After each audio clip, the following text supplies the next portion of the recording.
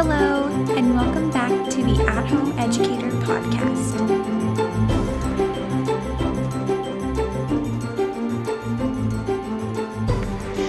Hello, everybody. It is Brittany here again, sitting at my desk as usual in my spare bedroom in front of my classroom. And I am back to talk with you again about some great VIPKid tips. So this week, I thought we would dive into some ESL teaching strategies, and there are so many out there because ESL, ELL, whatever you want to call them, ESL students have many different challenges and different strategies that you can use, but today I have narrowed down to my top 5, and I'm going to share them with you. And just as a little precursor, today we're going to go through 5, and we're going to go through them pretty surface, like on the surface, and later on in a different episode, I plan on going into each a little bit more in depth, but today we're going to do an overview of all of them. So if you are a new teacher and you're looking for some strategies that you should 100% be using in your classroom, then this podcast is for you. If you are a veteran VIPKid teacher and you are looking to learn a little bit more about the strategies that you use in your classroom, then this is the podcast for you. So keep listening and we will be diving in very soon. But before we dive in, I want to clear the air a little bit. So this episode, as you can tell, is probably going to be going up a little bit late, and that is because this past week I traveled for the first time with my 10-month-old baby.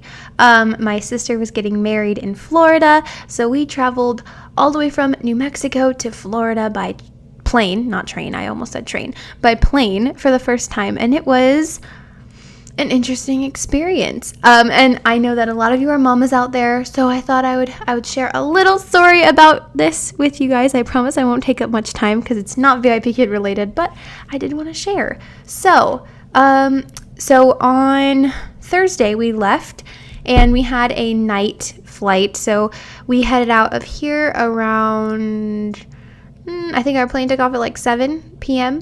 And we got in at midnight. And guys, I'm telling you, if you're traveling with a baby, you should try doing night flights because they're probably going to sleep. And that's what my daughter did. I was so surprised. So she slept most of the time. It was awesome. And we did the same thing coming back, and she slept most of the time. So if you're planning on traveling by plane, check out those night flights. I think they're cheaper and your baby will sleep. So definitely check those out. And also, PSA to all you parents out there with babies that you're traveling with, you can bring baby food with you through security. So they don't let adults bring food, but you can bring food for babies and formula for babies through security with you in your bag that's not checked. And that was really helpful for us because if you didn't know, they don't sell baby food in the airport. The only thing that I could find that she could eat is like yogurt, and I mean that works, but it's not food. So definitely remember that when you're traveling with a baby.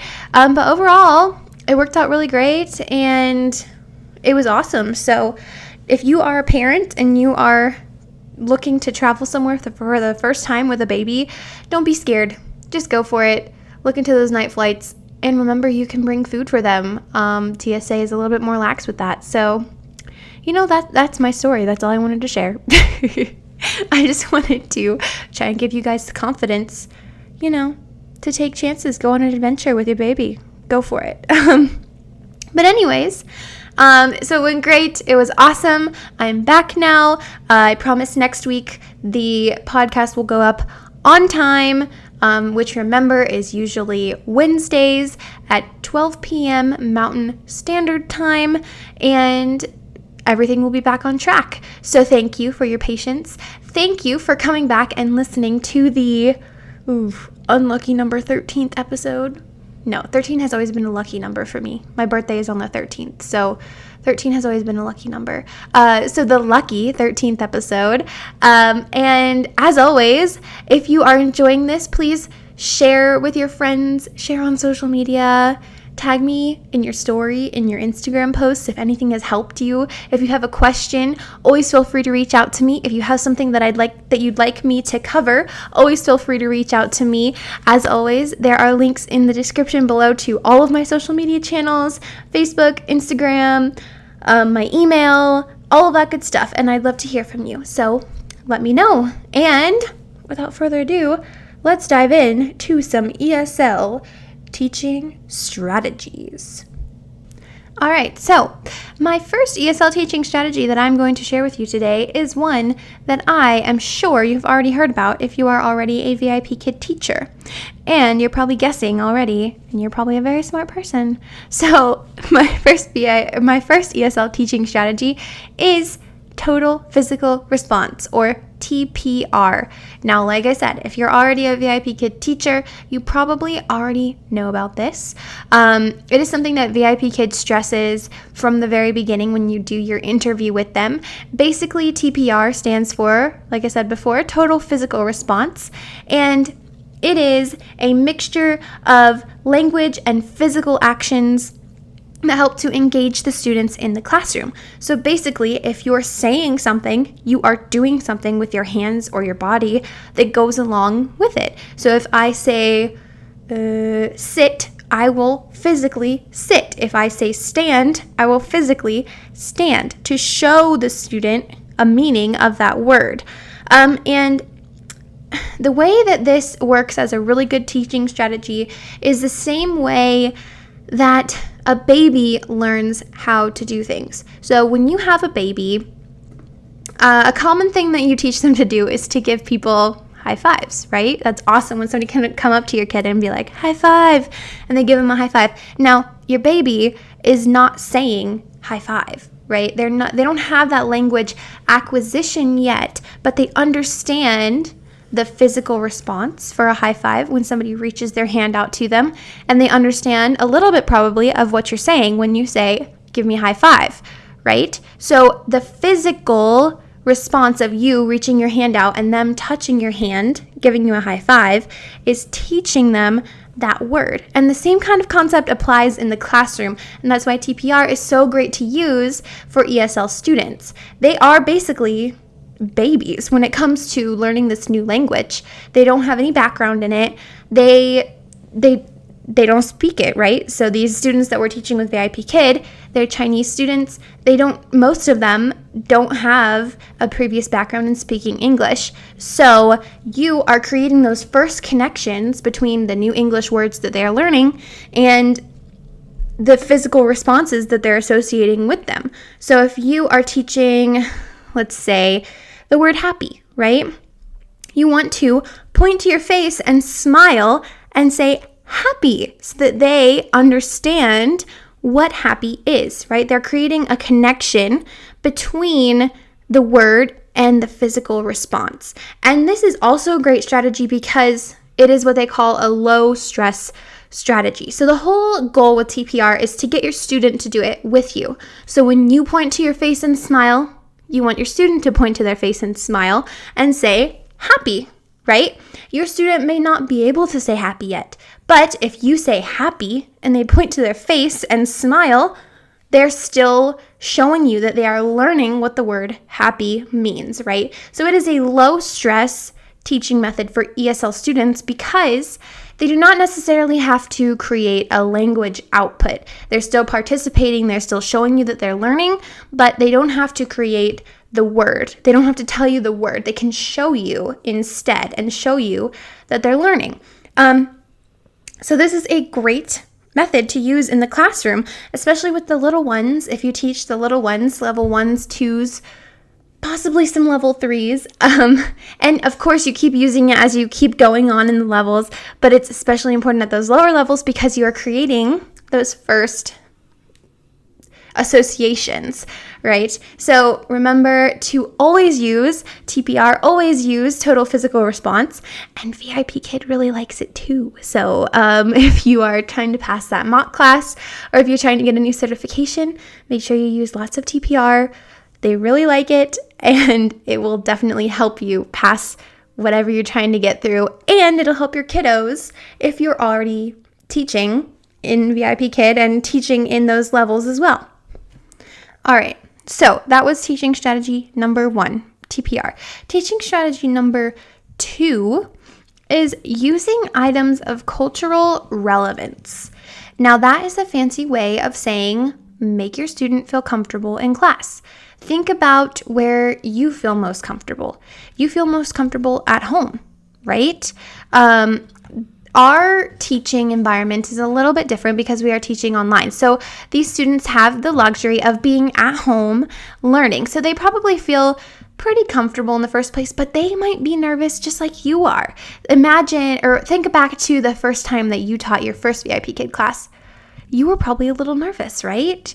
You don't speak Chinese. You could have a student come on and only speak Chinese to you. That's really nerve-wracking. And they know they're going to have a teacher come on that definitely doesn't speak Chinese and will be only speaking English to them. That is very nerve-wracking. So using some items of cultural relevance in your classroom will make them feel a little more comfortable with you as their teacher. And items of cultural relevance just mean things that the student can associate with their own culture. So that can be Chinese flags, Chinese maps, Chinese writing. On the VIPKid Teachers Portal under the Resources tab, there are some things from Chinese New Year, banners, Year of the Pig things that you could use as decorations. You can use anything that reminds them of their own culture to kind of make them be like, okay, my teacher knows. They know about Chinese culture. I'm feeling a little more comfortable with them, right? Making them feel at home. And you also want to incorporate items of cultural relevance to your own culture. So make sure you mix in some American flags, maybe some English picture books, maybe some pictures of your family in the background. This helps to build rapport, and this also helps your student feel comfortable in the classroom because they feel like they get to know you, right? Think of a brick and mortar teacher. As a brick and mortar teacher, I always had pictures of my family on my desk. My students could always come up and ask me questions about it, and it really helped, build a little bit more of a relationship other than just you come in, you sit down, I teach you, we're done, right? They get to learn a little bit about you and you get to learn a little bit about them. And the same stands true in the online classroom. So if you incorporate some of those items of cultural relevance from your own culture, it will make the student be more interested in you. It'll make them feel closer to you if they ask questions and they get to learn a little bit about you. And it might make them come out and talk a little bit more about themselves so you can get to know them a little better as well. These items of cultural relevance also help to create conversation in the classroom. Remember, a lot of what we're teaching these students are not necessarily new concepts to them. So in their own school in China, they probably have already learned about mammals or days of the week or months of the year or numbers or addition or subtraction. They've already learned those things, but they've learned them in Chinese. So we are teaching them to them in English.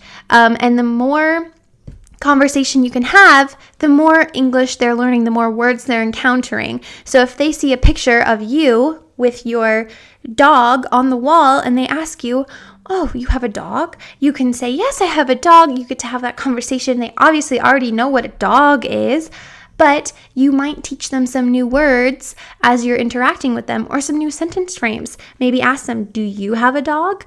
And they can talk back with you. So all of those items of cultural relevance will engage your student more, which is always a plus, and it'll help to create more opportunities for conversational English within the classroom, which is, the main goal of VIPKid. We're trying to teach them how to have conversational English, how to have English everyday conversations, right? And learn new English words. So definitely make sure that you are using those items of cultural relevance in your classroom. We all have maps and things like that, but make sure that everything has a meaning. Don't just put stuff up there because you think it looks cool. Think about what you're putting in your classroom. Think about how you can use it in class. Think about how it will make your student feel. Think about how it will make you feel. All of those great things. So when you're decorating your classroom, when you're redecorating your classroom, keep that in mind and use it as a strategy in your classroom with your kiddos. All right, so we've got TPR, we've got items of cultural relevance. The third ESL teaching strategy that I'm sure most of you have already heard about and are already using is using visuals and props. I cannot stress how important these are. VIPKid cannot stress how important these are, but you should definitely be using visuals and props in your class if you're not already. I know that everybody, for that first mock class, you get so many props printed out, you have everything ready to go, but as you teach more and more, at least for me, it gets a little bit hard to keep up with everything. You're not going to go through every single class, especially if you teach multiple classes every day, and print out 10 props for each thing and get everything organized. Some of you do. You're amazing. But not everybody wants to do that. But I guarantee you it will be worth it for your students learning. A good thing that I like to think about, an analogy, is imagine somebody is talking to you about a movie that you have never seen, you have never heard about. They're like, oh yeah, I was watching this movie the other day, and Jimmy John was fighting with Lana Ray, and there was this big explosion, and then Bobby died, and it was so sad, and there was fire raining from the sky, and you'd be sitting there like, I have no idea what you're talking about. I don't really care what you're talking about because I don't know these characters and I don't know the story. And honestly, I'm not really engaged in this conversation, right? Think about the same thing with your students. If you're telling them, oh, well, gravity makes an apple fall from the sky, they aren't seeing anything. They aren't associating that with anything. You're speaking a whole nother language than them. And how do you expect them to get engaged into the conversation if they don't have anything to go along with it? They don't have any way to picture what you're talking about. So for example, with the gravity lesson, make sure that you get an apple. You drop an apple so they can see an apple. If we were in a traditional classroom, you could pass an apple around. You could throw an apple around, right? But we are in the online classroom. So there are a few challenges that we have to overcome, which is really showing these students a good example of the things that we're talking about. So for example, if you're talking about bees, maybe you can make a PowerPoint presentation on your phone and show them a GIF or a GIF, however you want to say it, of bees buzzing around in a hive, right? It gives them a visual to associate with what you're trying to teach them about, and it will engage them that much more. If you're a puppet person, bring your puppet in and have your puppet demonstrate whatever you're talking about, even with grammar. So if you're teaching them pronouns, right? He, she, it, run, runs, right? Have your puppet be your example. So I run, she runs, right? Point to your puppet. Use that as a way to demonstrate what you're talking about. You always want to try to connect a visual with everything, because that will not only create a connection other than just a word, but it'll also engage your student more. And the more engaged a student is, the more that they're going to learn, and the more that they're going to want to participate in class. And like I said with the TPR, this is something that VIPKid really loves. So if you're going through the hiring process, or if you're trying to get a new certification and you're doing a mock class, things like that, visuals, props, they are always appreciated by VIPKid. I promise you, you cannot use too many of them. I promise you, they will never dock you unless it's something inappropriate, but I know none of you would do that. They will never dock you points or kudos for using a lot of props in your lesson. So always make sure that you are using those visuals. And if you're already teaching whatever levels you want and you're teaching regularly, make sure that you're keeping up with creating those visuals for your classroom, finding things to use as visuals in your classroom for your lessons, because it will lead to increased bookings because your students love learning from you. It'll lead to less behavior problems because you're engaging your student more, and it'll just overall make your life easier. Students really understand things a lot more when they can see them. So make sure that you're using those visuals and props in your classroom. All right, the next strategy that I very highly suggest you use in your ESL classroom is using sentence frames.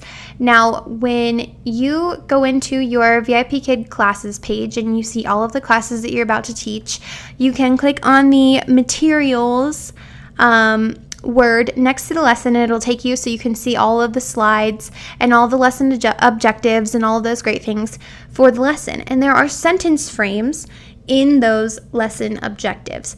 I highly suggest that if you are not doing this already, you write down those sentence frames or print out those sentence frames or write them on a whiteboard. In some way, have them down so that you can show them to the student during class. Sometimes they're on the slides, sometimes they're not. So I always try to do it before class just so that I have them no matter what. And then when you ask a student a question, you can hold up that sentence frame and show them, this is what I want you to say. There are other sentence frames you should always have on hand as well. When you teach a new student, you never know what level they're going to be at, and we always have that introduction phase. So when we say, hi, my name is Teacher Brittany, it's so nice to meet you, how are you today? You may have a student just be like, and stare at you, right? That's happened to me a few times. And having a sentence frame in front of them that says, my name is blank, that they can see, shows them what they should say. It's going to help build their confidence. It's going to help with student output, which is something that you always want. You always want the student to be doing most of the talking in the classroom. It's going to help with student understanding because they know exactly what you want them to say and how you want them to say it. So using sentence frames is definitely a game changer. Always make sure you're trying to write those down before class, have them displayed in some way. And the good thing is you will most likely teach lessons more than once. So once you have those sentence frames written down, you can laminate them or print them out just on a piece of paper, and then you'll have them the next time you teach that lesson to use in the next time that you teach it.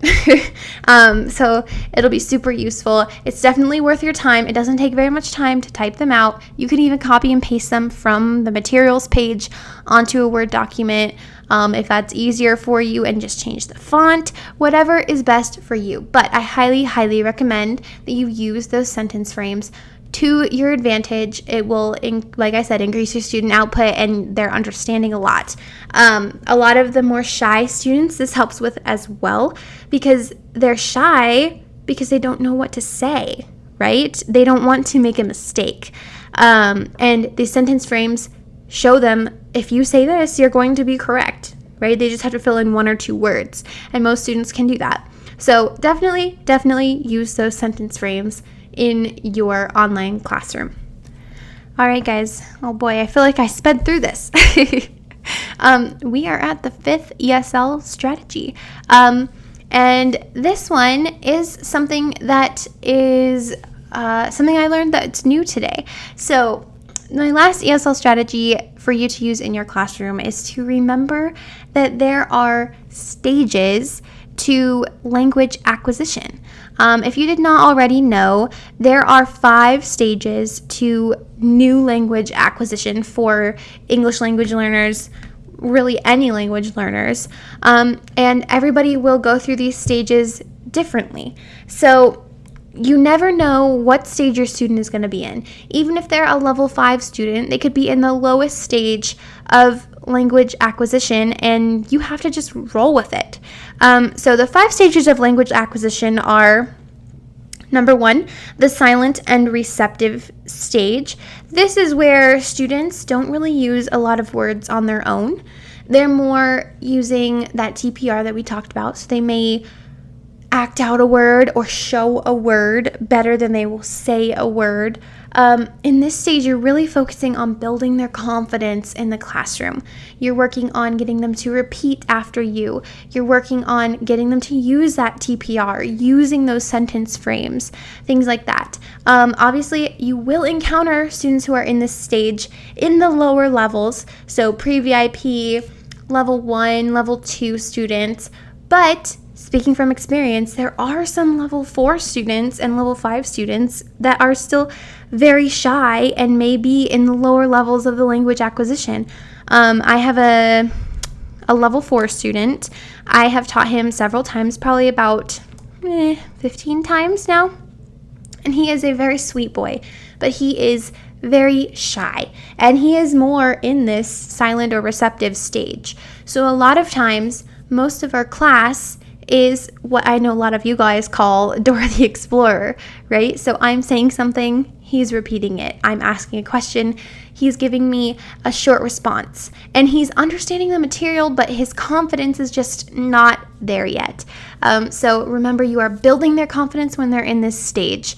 You need to make them feel like as long as they're trying, they're doing a great job. Give them those rewards, give them those stars, those high fives, those thumbs up, and keep rolling with it. And just from the time that I have been with the student that I was talking about, he has improved. I got a smile out of him the other day, so that was a big moment. And we're starting to have a few conversations. So he's moving out of that first level and probably into the second level, which is early production.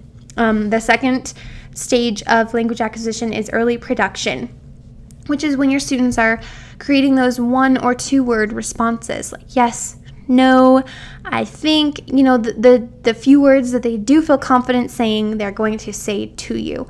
Then the third stage of language acquisition is speech emergence. This is when the real speaking starts to happen. Most level 4 or 5 students will be in this stage or higher.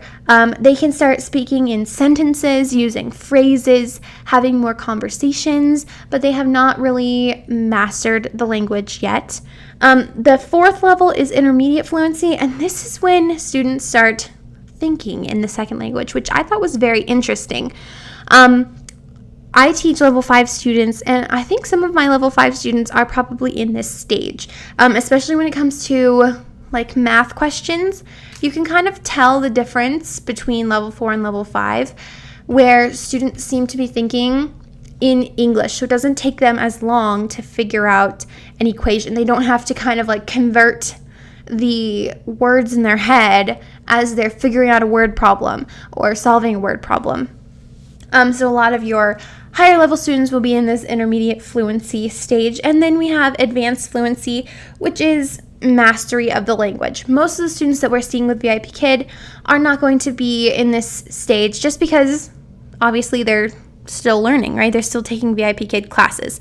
So most students that we encounter will not be in this stage, but maybe if you teach level 7 or 6, maybe some of your students might be there and they're just learning some extra things.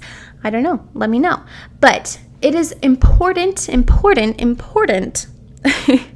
to keep in mind that each student is at a different level. Each student will move on to the next stage in their own time, and it is your job as their teacher to evaluate which stage they're in and teach according to their needs within that stage.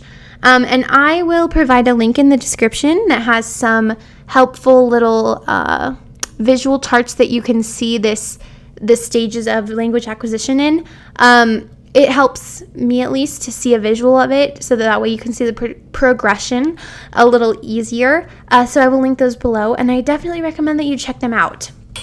Charts were always a very helpful thing for me when I was a brick and mortar teacher, to see like Bloom's taxonomy, the way that students learn, the different phases that students learn in, what students can do in each stage. So some of those charts that I'll have linked below will show you the kinds of tasks that students can complete in each stage, and it'll help you to better gauge your students and better understand what they need from you as their teacher. So always keep those 5 stages in mind.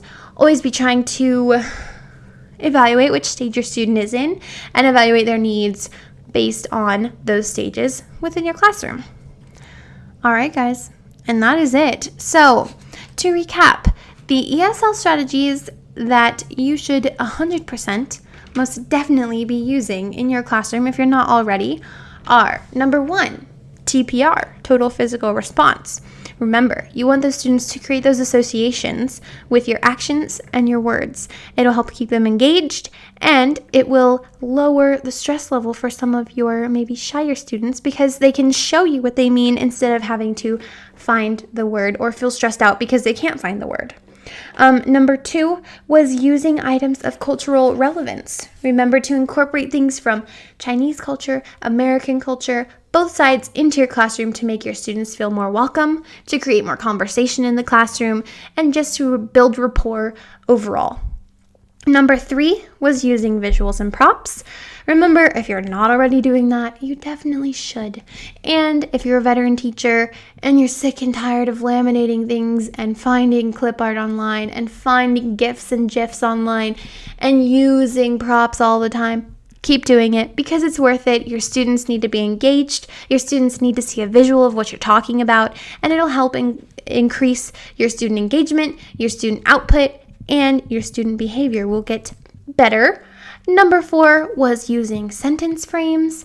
You should definitely be using sentence frames in the classroom. It doesn't take very long. Remember, you can find those target sentence frames in the material section of each lesson, and you can use those more common sentence frames, have them handy so that when you introduce yourself to a student, they know what to say. It will greatly increase your student output, and it'll build that confidence for those students. And the last ESL strategy was to remember those 5 stages of language acquisition. Each student is different. Each student will be in a different stage, and it is our job as teachers to evaluate where our students are and give them what they need to learn the best. So that is it for today. I hope that this was helpful for you. I really love learning about these teaching strategies and sharing these teaching strategies with you all. Can't talk today. With you all. So if you enjoyed this, please make sure to let me know through comments or liking or sharing, or you can email me, whatever works. Remember, you can find me on Instagram, Facebook. You can ask me any questions through email or any of those social media outlets. And I would love to hear from you. What do you want to hear in the future?